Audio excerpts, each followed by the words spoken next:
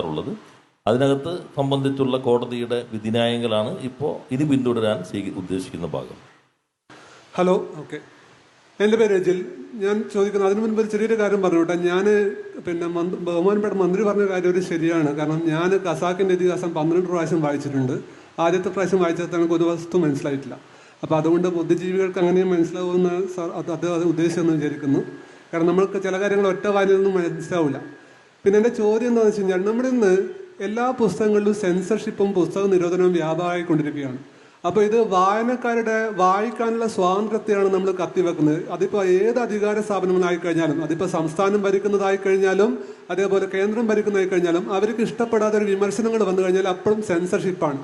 ഇപ്പോൾ ഈ സെൻസർഷിപ്പ് പുസ്തകങ്ങൾ കടന്നിട്ട് സാമൂഹിക മാധ്യമങ്ങളിൽ കൂടി എത്തിയിരിക്കുകയാണ്. ഫേസ്ബുക്കിലൊക്കെ ചില പോസ്റ്റുകൾ, ട്വിറ്ററിലെ ചില പോസ്റ്റുകൾ, ഞാൻ ഫേസ്ബുക്ക് ട്വിറ്ററൊക്കെ യൂസ് ചെയ്യുന്ന ഒരാളാണ്. ട്വിറ്ററിലൊക്കെ പോസ്റ്റുകൾ നമുക്കൊരു ഇൻഡിക്കേഷൻ പോലും തരാതെയാണ് അവർ റിമൂവ് ചെയ്യുന്നത്, ഫേസ്ബുക്ക് അടക്കം. അപ്പോൾ എങ്ങനെയാണ് ജനാധിപത്യത്തിൽ പുതിയ കാലത്തിൽ വായനയുടെ സ്വാതന്ത്ര്യത്തെ നിർണ്ണയിക്കുന്നത്? ഈ ഫേസ്ബുക്ക്, അതുപോലെ ട്വിറ്റർ, യൂട്യൂബ്, ഗൂഗിൾ, ഇതൊന്നും വലിയ പ്രതീക്ഷകൾ വയ്ക്കേണ്ട മാധ്യമങ്ങളാണെന്ന് തെറ്റിദ്ധരിക്കേണ്ടതില്ല. ഇപ്പോൾ സെർച്ച് എഞ്ചിനുകൾ എടുത്താൽ 92% ഒറ്റ ആൾ കൈകാര്യം ചെയ്യുന്നത് ഗൂഗിളാണ്.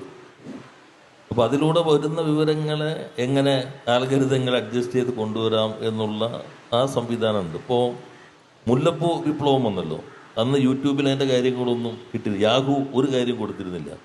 അപ്പോൾ അതെല്ലാം ഒരു സ്വതന്ത്ര സംവിധാനങ്ങളാണ്. നമ്മൾ ഭരണ സംവിധാനത്തിൻ്റെ പ്രത്യേകിച്ചും എല്ലാത്തിനും നിയന്ത്രിക്കുന്ന മൊണോപ്പൊളി ആ സംവിധാനത്തിൻ്റെ ഭാഗമാണ്. ഇപ്പോൾ ഇത് നമ്മൾ കേരളത്തിൻ്റെ അപ്പുറത്തേക്കുള്ള ആളുകളെയാണ് ഒരു ദിവസം മാക്ഡൊണാൾഡ് തീറ്റുന്നത്. 5 കോടി ആളുകൾ ഒരു ദിവസം അവരുടെ ഭക്ഷണം കഴിക്കുന്നത്. അപ്പോൾ ഇങ്ങനെയുള്ളൊരു കേന്ദ്രീകരണമുണ്ട്. അത് ഇതിലുണ്ട്. സാമൂഹ്യ മാധ്യമങ്ങൾ അഭിപ്രായ സ്വാതന്ത്ര്യത്തിൻ്റെ അതിരുകളില്ലാത്ത ആകാശം തുറന്നിടുന്നതിന് നമ്മൾ തരിക. അവർക്ക് താല്പര്യമുള്ളത് അവർ കൊടുക്കും. ഇപ്പോൾ ഫേസ്ബുക്ക് വല്ലാതെ ചവിട്ടി പിടിക്കും. നമ്മളെ പ്രചരിപ്പിക്കാൻ ശ്രമിച്ചാൽ ചവിട്ടി പിടിക്കും. പൈസ കൊടുത്താൽ അവർ പിന്നെ പ്രചരിപ്പിക്കുള്ളൂ. അപ്പോൾ അത്തരം അമിത മോഹങ്ങളെ അതിനകത്ത് വെച്ച് പുറത്തായിരിക്കുന്നതായിരിക്കും നല്ലത്. അല്ല, അങ്ങ് പറഞ്ഞ കറക്റ്റാണ്. ഞാനൊരു പബ്ലിഷറാണ്. ഞാൻ ഡിജിറ്റൽ മാർക്കറ്റിങ്ങിന് വേണ്ടി ചില ടൈറ്റിലുകൾ നമ്മൾ കൊടുക്കുകയാണെങ്കിൽ അതോടുകൂടി ഡിജിറ്റൽ മാർക്കറ്റിംഗ് ഞങ്ങളുടെ പബ്ലിക്കേഷൻ അവർ കംപ്ലീറ്റ് ആയിട്ട് സ്റ്റോപ്പ് ചെയ്തല്ലേ. പിന്നെ ഇത് അവരുമായി കമ്മ്യൂണിക്കേറ്റ് ചെയ്ത് കുറേ കഴിഞ്ഞ ശേഷമേ അവർ ഓപ്പൺ ചെയ്തേ ഉള്ളൂ. അതുപോലെ ഈ ഫേസ്ബുക്കിലും ഇപ്പോൾ എന്തിന് നമുക്കൊരു പുസ്തകത്തിൻ്റെ ISBN കിട്ടണമെങ്കിൽ പോലും ടൈറ്റിൽ നമ്മൾ ആദ്യം പറയണം. ആ ടൈറ്റിലിൻ്റെ അകത്ത് എന്തെങ്കിലും ഒരു ധ്വനിയുണ്ട് എന്ന് കണ്ടു കഴിഞ്ഞാൽ ISBN കിട്ടാൻ പോലും സങ്കീർണതയുള്ള ഒരു കാലത്താണ് നമ്മളുള്ളത്. അപ്പോൾ പുസ്തകങ്ങൾ പ്രസിദ്ധീകരിക്കുക എന്ന് പറയുന്നത് ശ്രമകരമാണ്. അതുകൊണ്ടാണ് എല്ലാവരും സെൽഫ് പബ്ലിഷിങ്ങിലേക്ക് പോകുന്നത്.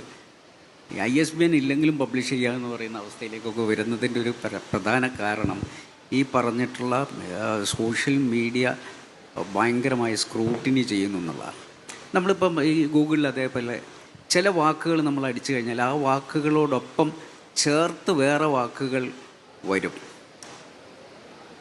അതങ്ങനെ അവർ ആ സെർച്ച് എൻജിൻ സെറ്റ് ചെയ്തിരിക്കുകയാണ്. അപ്പോൾ നമുക്ക് നെഗറ്റീവായിട്ടുള്ള, നമ്മൾ ഉദ്ദേശിച്ചത് എന്തോ അതിൻ്റെ നെഗറ്റീവായിട്ടുള്ള സൈറ്റുകളാണ് നമുക്ക് ആദ്യം കാണാൻ പറ്റുക. അങ്ങനെ അത് താഴോട്ട് പോയി കഴിഞ്ഞാലേ നമുക്ക് നമ്മൾ ഉദ്ദേശിച്ച ഒരു സൈറ്റിലേക്ക് എത്താൻ പറ്റുള്ളൂ. ഒരു ചോദ്യത്തിനോടുള്ള സമയം